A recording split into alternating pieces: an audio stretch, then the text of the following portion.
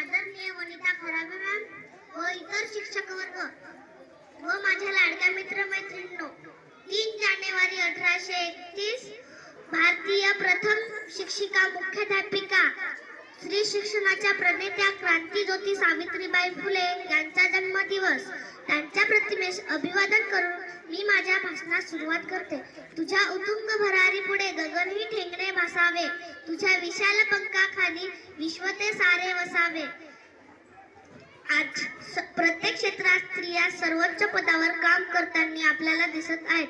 असा कोणताच क्षेत्र नाही जिथे स्त्रिया नाहीत. स्त्रियांनी खूप प्रगती केली आहे. याचे सर्व श्रेय जाते ते सावित्रीबाई फुले यांना. पूर्वीच्या काळी स्त्रियांना शिकण्याची परवानगी नव्हती. चूल आणि मूल एवढेच काम त्या काळी स्त्रियांना दिले गेले होते.